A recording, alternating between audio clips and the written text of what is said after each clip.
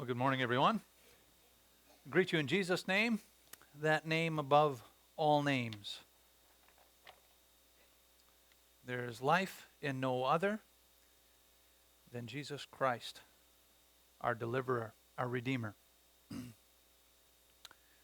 Before we get into the message, I just have an announcement for all of the worship leaders, the MCs, all song leaders, as well as head usher and sound room leaders. If you could stay back after the service, there's a couple of things we'd like to talk about by way of making just a few adjustments to the flow of the service. So if you could stay back after the service, I'd appreciate that. We'll discuss a few things there. Shouldn't be too long.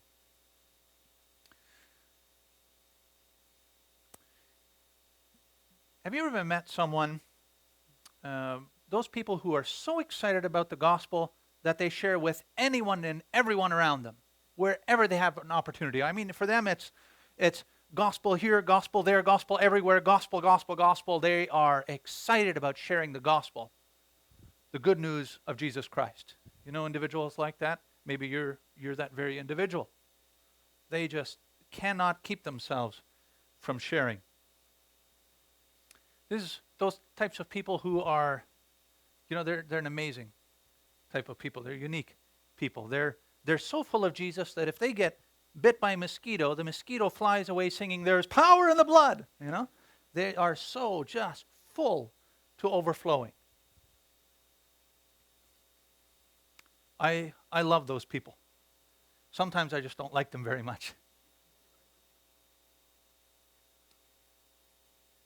And the reason that is, it seems so natural for them to share with people the good news about Jesus. And when I see that, when I witness that, it convicts me. And I feel somewhat envious. And if there's any reason I don't like them, it's not that there's anything wrong with them. The problem is with me. And I recognize that I have a ways to go. It's very interesting how different people are, and God gives different gifts. It's easier for me to be up here and to share a message with you than it would be for me to go and share the gospel with some random individual somewhere on a one-on-one basis. Isn't that strange? You may think, "Oh, Pastor, you're crazy," and you're right. But in this particular case, that's the situation for me. That's how things are different. Maybe it's because, this is a controlled environment. We've got generally a typical set time. I prepare in advance, and I have some idea of what I am going to be sharing during this time. And maybe that's why. Maybe it's because of the expectation that's there. But for whatever reason, it's easier for me in this setting than it would be in that setting. And for them, it might be the very opposite. But I admire those individuals. So the goal is, for each and every one of us, if you're one of these individuals, then, go ahead and go to sleep now. This maybe isn't relevant to you. But if you feel that for you have some growth needed in this area of evangelism and sharing the gospel with others, if you feel that you have some things that you can learn and grow in this department, then here's some things we'd like to investigate together this morning. I'd like to say also that the sermon this morning is a Bible study inspired sermon. Last Wednesday at our Wednesday night Bible study, we covered this portion of Scripture that I'd like to share with you this morning and study a little more in depth, but it was our study there last Wednesday that inspired this sermon. And so those are good times together. I really enjoy that. I'd like to look at a portion of Scripture in 1 Corinthians chapter 9, and if you've got your Bibles, please follow along. One of the best sounds for a pastor is this sound right here. That's a lovely sound. Pastors love to hear that sound. 1 Corinthians chapter 9, beginning at verse 19.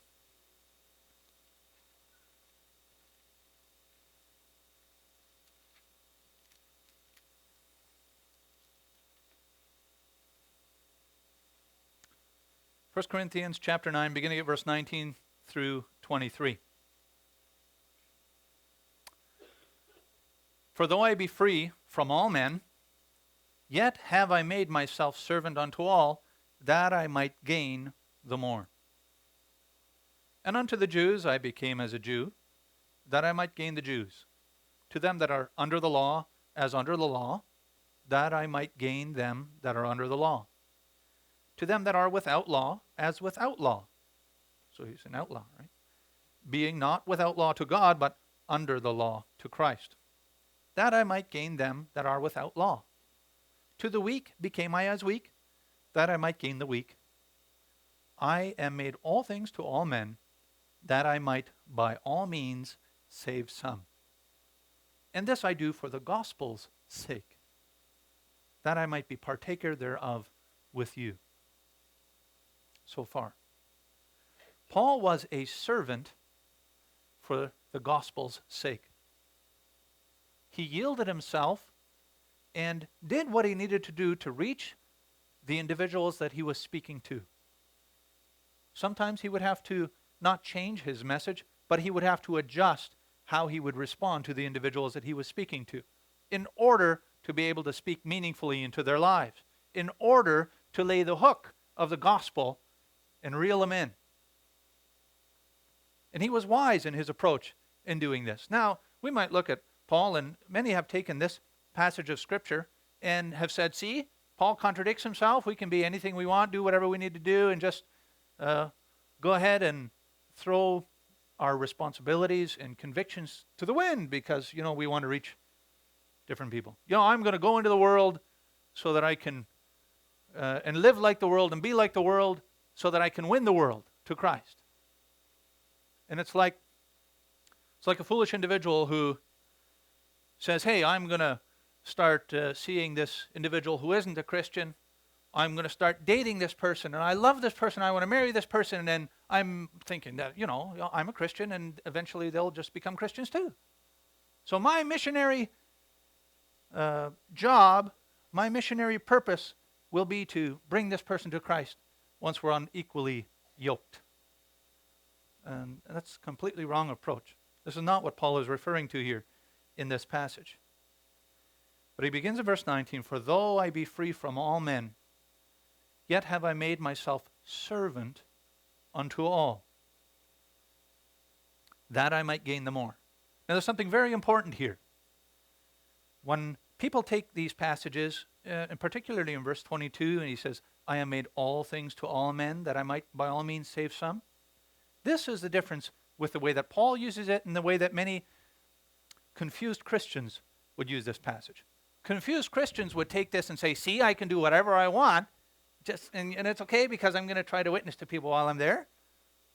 No, Paul in his use of this, he's referring to becoming a servant unto all. He's not looking to serve or please himself, but he's looking to serve those he's seeking to save. And so it's not a matter of, I get to do all these things for my own benefit and pleasure, but I'm going to restrict and limit myself for the sake of winning these individuals. That's what he's referring to. Paul had a tremendous ability to lay aside his own rights for the sake of the gospel, for the sake of others being saved. And then he gives some specific examples. Verse 20 says, to the Jews I became as a Jew. Now the Jews were those who were under the law. Under the law. The law was over them. It ruled over them. They had to abide by all of these things so as not to offend God. And to the Jews, he submitted himself to some of their requirements, some of their legal rules, so that he might win the Jews. Those who were under the law, he became as under the law so that he might gain them that were under the law. Now, did he contradict himself? Was Paul actually wrong? Hadn't he said to the believers at the Galatian church that, who hath bewitched you? Having begun in the truth, are you turned so quickly out of the way and have gone back to these ordinances and rules of men? So was Paul being double-minded here?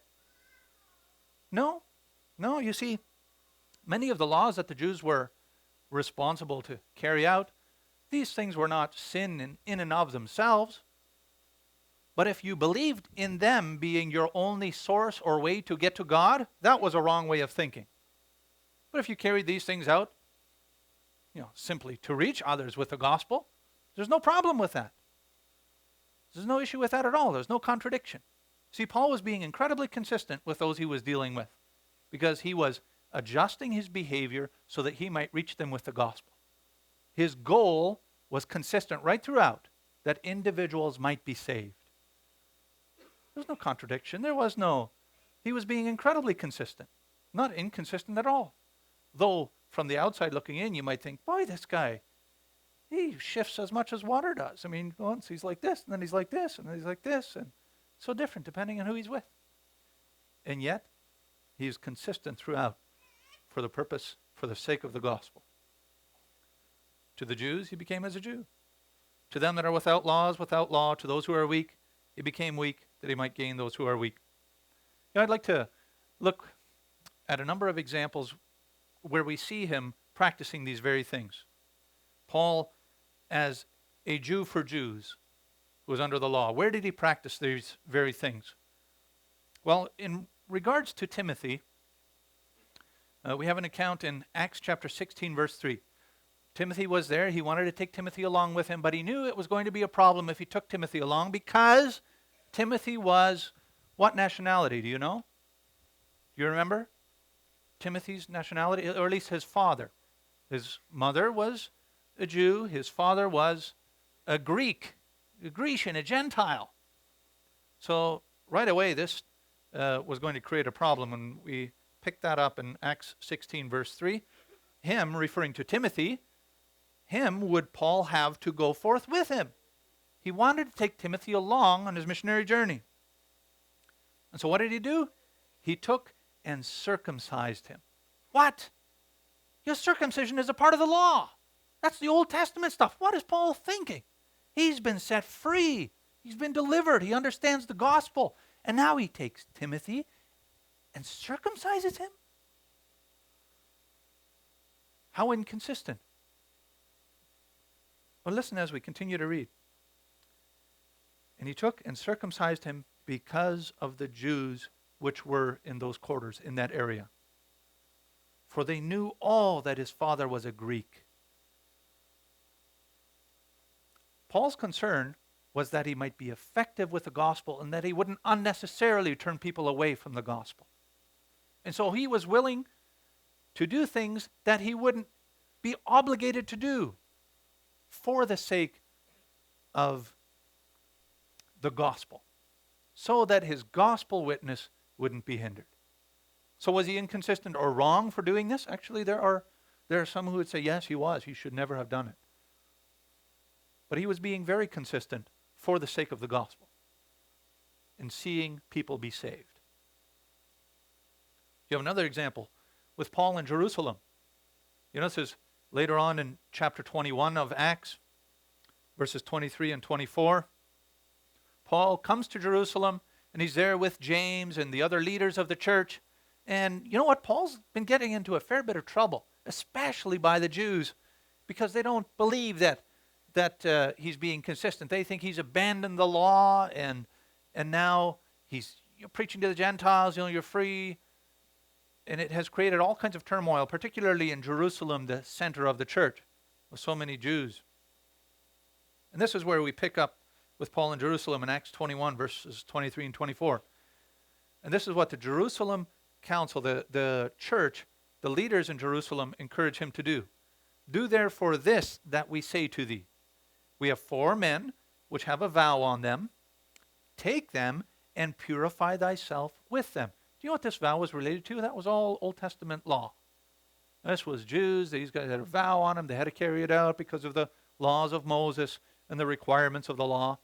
And they said, look, the Jews are here. They don't like you. You've got all kinds of problems with them. Do this to appease them. And Paul does. He goes with them. It says, purify thyself with them and be at charges with them, that they may shave their heads. And all may know that those things whereof they were informed concerning thee, you know what they were told about him? You reckless guy who just abandons the law. That's what they were told about him. And in this way, he would satisfy them, appease them, and they would know that those things are nothing, but that thou thyself also walkest orderly and keepest the law. Now, was he inconsistent? Was he being a two-sided hypocrite in these things? Well, looking from the outside in, you could look at that and say, yeah, well, it seems like it. But Paul was being completely consistent in his goal and purpose for the gospel's sake, that individuals might be saved. Is there a problem with shaving your head? Well, for me, there might be with my wife. But otherwise, it's not a sin to shave your head. In this case, if it was showing some commitment, an honor to the law and a vow that he had made, that's good and fine. It was for those he was seeking to minister to that he was willing to go to these lengths that he wouldn't normally have to. But for the sake of the gospel, he did it anyway. Now, some of us, there's nothing that would get us to shave our heads. Nothing could get us to do that. But if you could share the gospel with someone and they only listened to people who had shaved heads, would you consider it? Is that going too far? Is that doing too much? We think that's funny, but in some cases that actually happens. Hudson Taylor ministered to the Chinese, mainland China. But how did he finally reach the people? I think it was over 20 years or so that Hudson Taylor spent time there with the Chinese. And it wasn't until he started dressing like they dressed, living like they lived, and he shaved his head so that he might be like the people. And for over 20 years, he was there ministering to them just like them for the gospel's sake. And what was it they said? Was it, I think we talked about this at our study, right? It was 18,000 people they thought might have come to know Christ as a result of his ministry there. 18,000 or more. Incredible. For the sake of the gospel. You know what? I'd shave my head for that.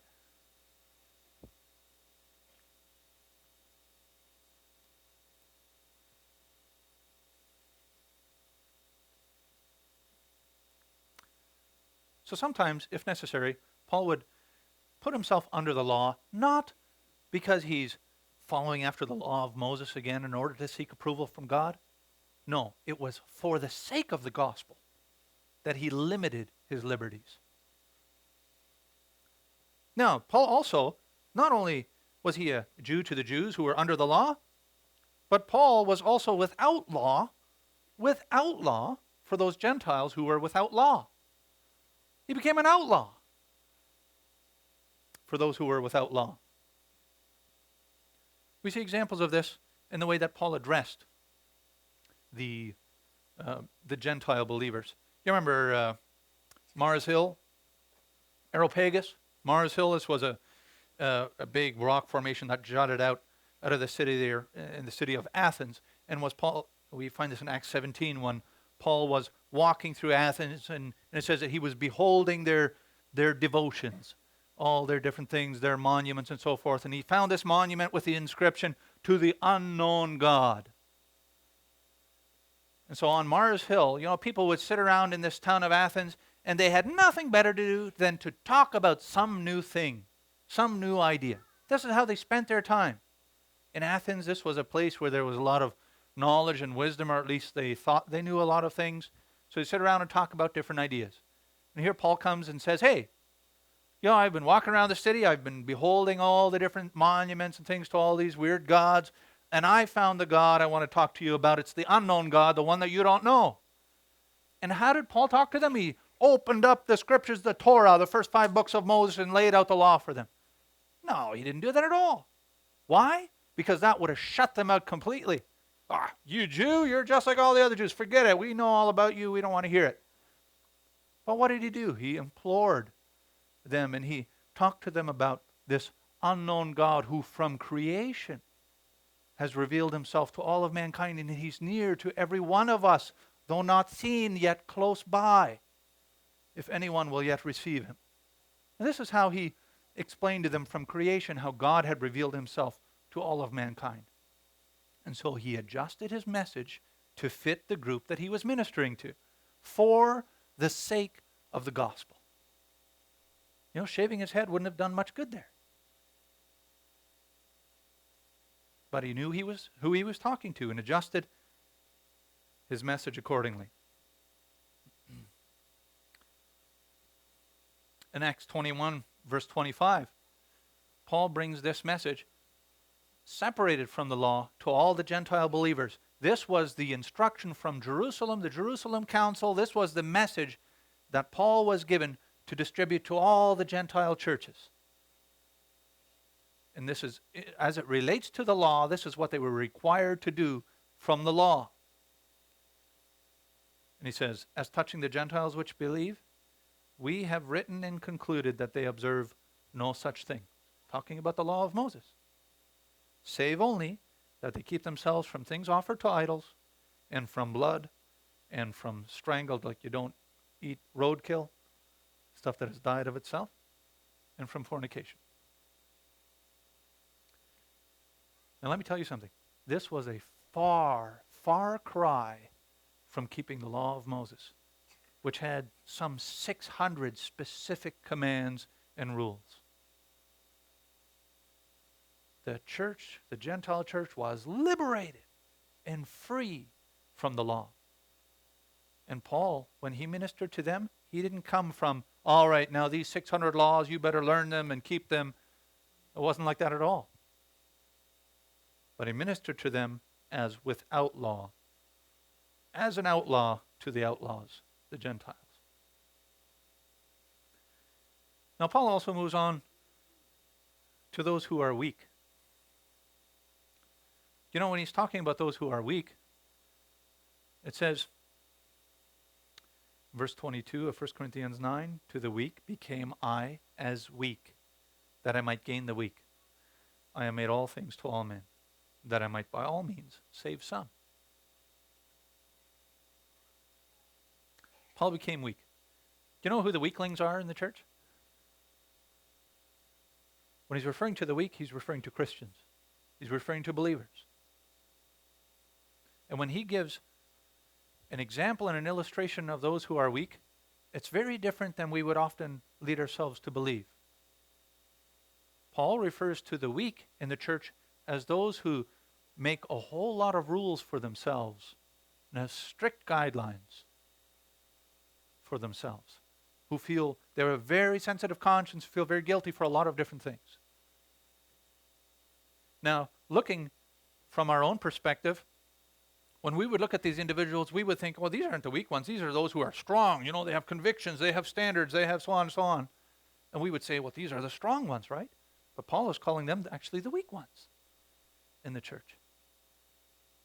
Interesting.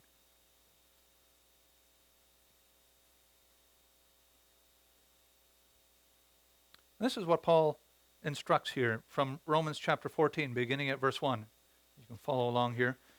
Romans 14, 1 through 4. Now, this entire passage is very clear in laying out a foundation for how we deal with weaker brothers and sisters in the church. Romans 14, beginning at verse 1. Him that is weak in the faith receive ye, but not to doubtful disputations. Him that is weak in the faith. So we're talking about someone who has a whole lot of rules and guidelines for their lives. Someone who has a lot of restrictions and standards and convictions. Paul says, you who are strong in the church, receive these weak brothers and sisters in the church, but don't receive them so that you can have a whole bunch of debates with them and show them how they're wrong. Don't receive them to these disputations, these disputes, these arguments, these debates about what's allowed, what isn't allowed, and how free you are and how bound you are and what you should or shouldn't do. Don't receive them to these doubtful disputations. Then he gives an example. He says, for one believeth that he may eat all things, another who is weak eateth herbs. You see, in this case, the one who's limiting himself is the one who's actually weak in this description. Let not him that eateth despise him that eateth not. And let not him which eateth not judge him that eateth, for God hath received him. Now here too, it's kind of a reversal of what, or at least what I would normally expect. It says, him that eats all things, the more mature believer, the stronger believer, shouldn't despise. Don't despise. Don't dislike the one who limits himself. But then he says, him which eateth not, so this is the one who is weak, says, let them not judge him that eateth. You know, the one who is quick to judge others, quick to judge them, is usually the one who is weak. He says, God judge you for that. I mean, this isn't right. You should be so on and so on and so on. It's the very opposite of what you would expect. I would expect the strong ones to give judgment because, aren't they coming from the position of right? But it's the weaker ones who have the issue with judging, and the stronger ones who may just dislike them, despise them. Who art thou, verse 4, that judgest another man's servant? Whose servants are we? As a believer, you're the servant of the living God. And we don't need to judge the living God's servants. He's quite effective in judging them himself, in dealing with them. God knows what he's doing there. He's got it under control. Doesn't need my help, doesn't need your help. Who art thou that judgest another man's servant? To his own master he standeth or falleth. Yea, he shall be holden up, for God is able to make him stand. So this is an instruction to those who are weak. Who are you to judge God's servants? And this is the judgment that typically comes from those who are weak in the faith, weaker Christians. So Paul puts himself under the law that he isn't bound to do, so that he might reach those who are under the law, the Jews. Paul, in many ways, will put off the law so that he might reach those who are without law, the Gentiles.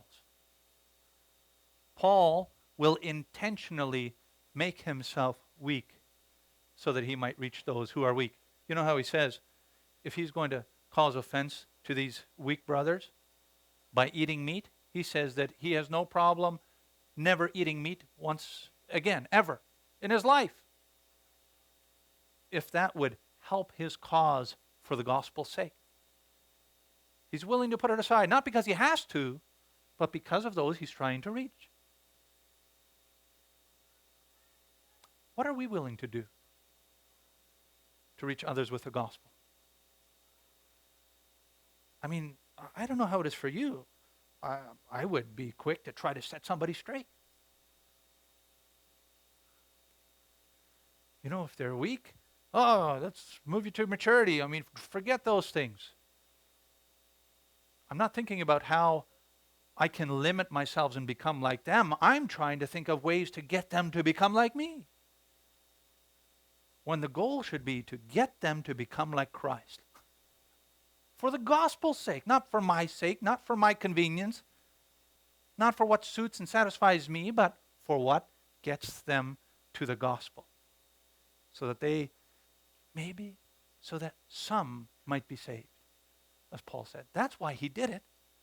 Maybe some of them will get saved. To the weak became I as weak, that I might gain the weak. I am made all things to all men, that I might by all means save some. It'd be great if they were all, but he knows that some. And this I do for the gospel's sake, that I may be partaker thereof with you. At our study on Wednesday night, it was Christina Friesen that mentioned that this was very much like Christ. And then Dave mentioned, Jesus was the first missionary. And yes, it's an interesting thought. Jesus went forward with the gospel, but it was impossible because the gospel didn't exist yet. So how could he do that? Jesus was the gospel. He was the living gospel. In the flesh, the gospel. The good news of himself was Christ himself. And indeed, Jesus was the first missionary. Jesus Christ, the Son of God, he was the gospel. So when he shared the gospel with others, he was sharing himself with them. Matthew 20, verse 27, 28. This is what Jesus says, and an example of how he gives himself in service to others. And whosoever will be chief among you, let him be your servant. And this is the exact example that we saw Paul demonstrating. To serve others for the sake of the gospel, he would give of himself, he would sacrifice, limit himself for their benefit. Even as the Son of Man came not to be ministered unto, but to minister, and to give his life a ransom for many. You know, Christ was the gospel in their midst. Jesus served the Jews who were under the law. Matthew 5:17. Think not that I am come to destroy the law or the prophets. I am not come to destroy, but to fulfill.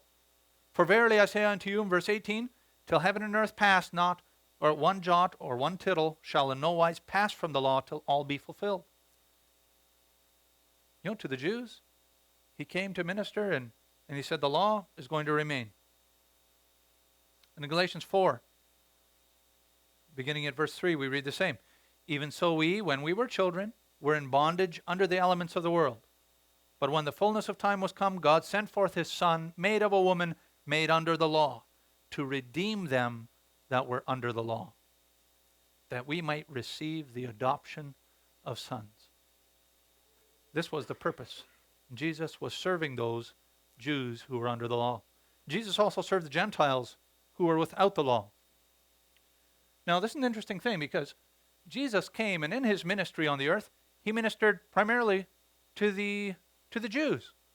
His ministry was to the Jews. In fact, he had said, you know, it's not fit in one case to give the bread of the children to the dogs, referring to the Gentiles, the Syrophoenician woman.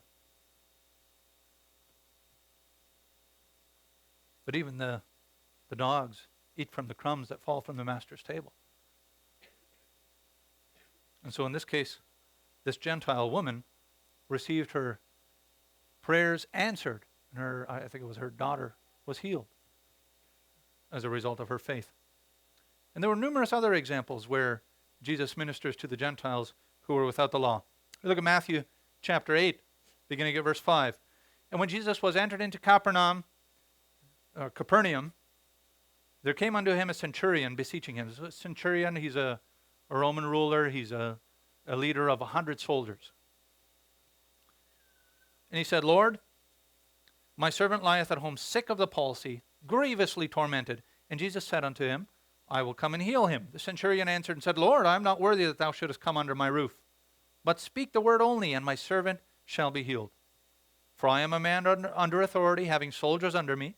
And I say to this man, go, and he goeth, and to another, come, and he cometh, and to my servant, do this, and he doeth it.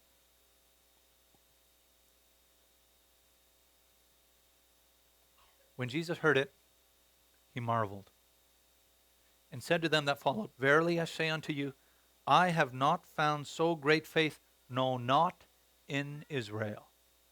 So that's a direct indication to the Jews. I haven't found this much faith among any of the Jews in all of Israel. And I say unto you, that many shall come from the east and the west, and shall sit down with Abraham and Isaac and Jacob in the kingdom of heaven. You know what he's referring to? He's not referring to the Jews coming from the east and the west.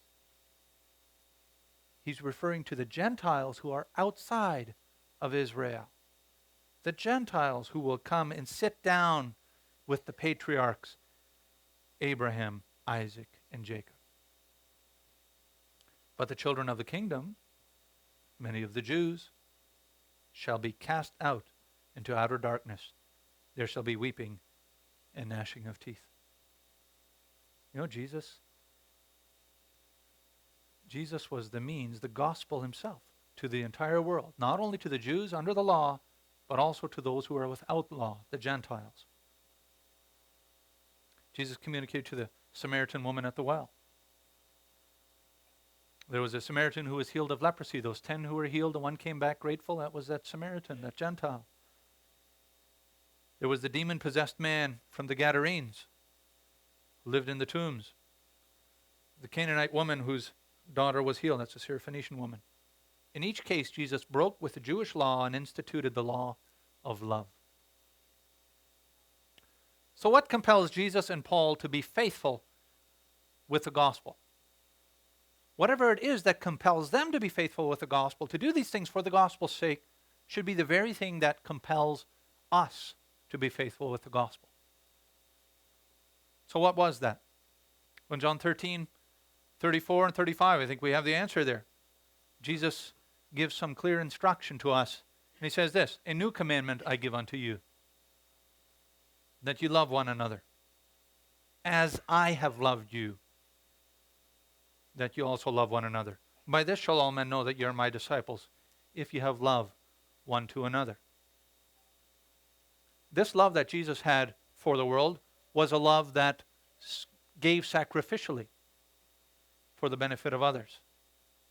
This is the very purpose of the gospel. And this is the very love that we need to have inside of us. This is the very love that Paul had inside of him that drove him to make sacrifice for the sake of others, for the gospel's sake, so that he might be effective with the gospel. 2 Corinthians 5, verses 11 to 15. And this is how we're going to bring things to a close here. Paul states the same thing in another way. It says, "Knowing therefore the terror of the Lord," 2 Corinthians 5, beginning at verse 11. "Knowing therefore the terror of the Lord," knowing what's coming, knowing the great power of our God, knowing that judgment is clear, it's on its way. It says, "Knowing this, we persuade men. But we are made manifest," we're revealed unto God, "and I trust also are made manifest or revealed in your consciences. For we commend not ourselves again unto you, but give you opportunity, occasion, to glory on our behalf, that ye may have somewhat to answer them which glory in appearance, and not in heart." Paul essentially says, look, you know how we've given ourselves for you. We've been here with you. We have sacrificed, we have given, so that you might know and understand the gospel. And there are those who just come in appearance and say, oh, just this is how you know we're from God because of how we look, or this or that or the other. He says, you know how we live. You know us. And we have given ourselves to you. So you have some way to answer those who glory in appearance and not in heart. They had a heart connection because of what they had done. For whether we be beside ourselves, some people thought these guys were crazy. Paul, you're crazy in the way that you're doing things for the sake of the gospel. You're crazy. Beside yourself. He says, for whether we be beside ourselves, it is to God. Or whether we be sober, it is for your cause. And then he says, for the love of Christ constraineth us. Because we thus judge, this is what we've determined, that if one died for all, then we're all dead. And that he died for all, that they which live should not henceforth live unto themselves, but unto him which died for them and rose again. This is the gospel. The love of God constrains us. It compels us. It makes us so we have to. We can't not go forth with the gospel. That's what he says. Those who know and understand the love of God, they can't not go forward with the gospel and sharing it with others. So it was the love of God that empowered Christ. Well, he expressed himself, his own nature, his own essence. He was love. Love in the flesh. It was the gospel in the flesh. Not only to the Jew who was under the law, but also to the Gentile who was without law.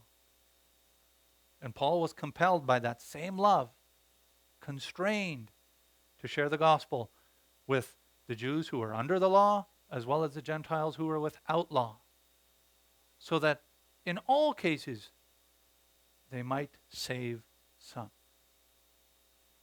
What are we willing to do that we might save some? Let love lead you to serve your neighbors with the gift of the gospel.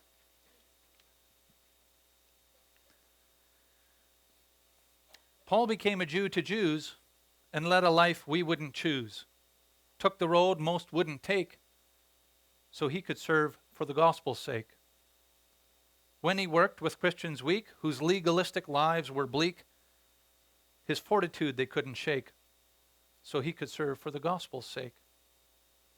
Under law, Paul served them too, did what we'd least expect him to, shaved his head, no vow to break, to prove he served for the gospel's sake.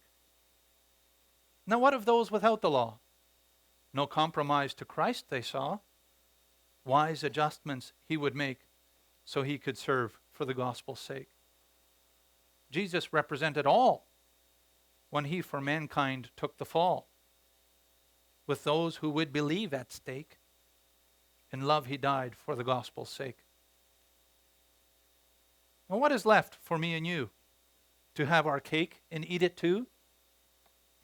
Best we with tradition break and choose to serve for the gospel's sake. Christian, take today your stand and put to plow the slothful hand. Show the world you're not a fake. How will you serve for the gospel's sake? Amen.